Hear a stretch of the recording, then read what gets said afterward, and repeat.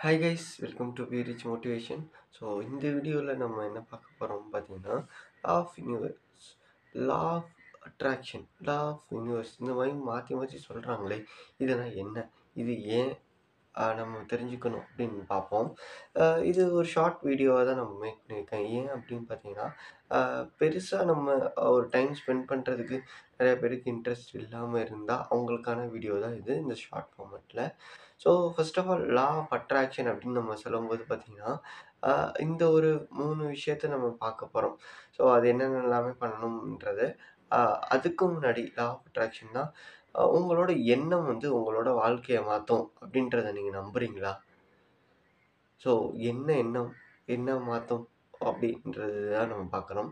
So அதாவது இந்த பிரபஞ்சமே எப்படி இயங்குது அப்படின்னு பார்த்தீங்கன்னா, உங்களுக்கு அ ஒண்ணு வந்து பார்த்தீங்கன்னா, ஃப்ரீக்வன்சி, இன்னொன்னு வந்து பார்த்தீங்கன்னா வைப்ரேஷன். இந்த 2 மூலியமா தான் இயங்குது.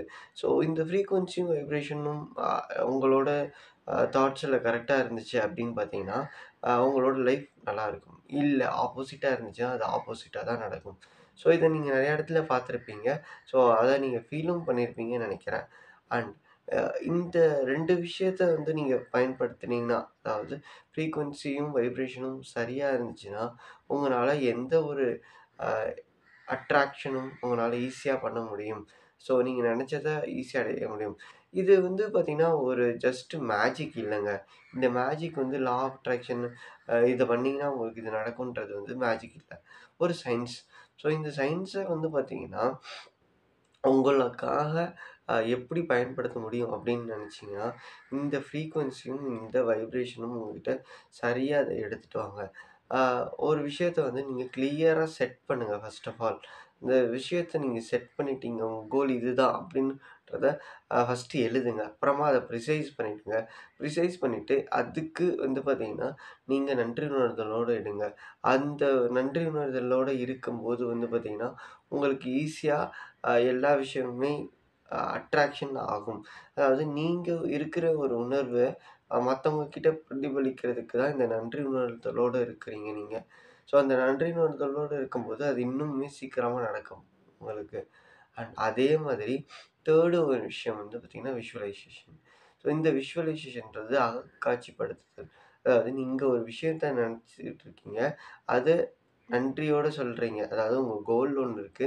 அந்த கோல நீங்க அஃபர்மேஷனோட நீங்க கிராட்டிட்யூடோட நீங்க அ அட்ராக்ட் பண்ணீங்கன்றத ட்ரை பண்றீங்க. ட்ரை பண்ணதுக்கு அப்புறமா அத விஷுவலைஸ் பண்றீங்க.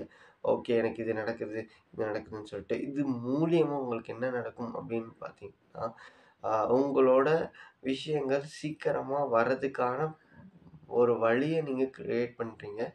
இந்த வழியில வந்து பார்த்தீங்கன்னா, நீங்க ஒரு ஆக்ஷன் எடுத்தம்போது, ஒரு விஷயத்த நடத்த வைக்கும்போது, ஒரு நல்ல வேலையில இருக்கணும் அப்படின்னு நெனச்சீங்கன்னா, எனக்கு ஒரு மாசத்துக்கு ரூ. 50,000 வேணும் அப்படின்னு வரும்போது, கோல் நீங்க கிளியரா இருக்கணும். எதுக்கு ரூ. 50,000? என்னோட பட்ஜெட் இவ்வளோதான். ஸோ இந்த பட்ஜெட்டுக்குள்ள நான் இருக்க போறேன். எக்ஸ்ட்ராவா நான் இவ்வளோ ஃபிக்ஸ் பண்ணியிருக்கேன் அப்படின்றத நீங்க ப்ரிசைஸ் பண்ணி எழுதுங்க. எழுதினதுக்கப்புறமா தேங்க்ஃபுல்லா இருங்க அதுக்கு. அண்ட் அத நீங்க காட்சிப்படுத்தி பாருங்க. அதுக்கப்புறமா அதுக்கு ஒரு ஆக்ஷன் எடுங்க. ஆக்ஷன் எடுத்தீங்க அப்டின்னா, உங்களுக்கு அது நிச்சயமா நடக்கும் கைஸ். ஸோ இத தான் லா ஆஃப் அட்ராக்ஷன் சொல்லியிருக்காங்க. நான் முன்னாடியே சொன்ன மாரி, இது ஒரு மேஜிக் இல்ல. இது ஒரு சயின்ஸ் தான். இது உங்களோட எண்ணத்த தான் இது உங்களுக்கு அடுத்தடுத்த லெவலுக்கு எடுத்துட்டு போகுது. ஸோ இதுதான் law of attraction in a short format. Thank you guys.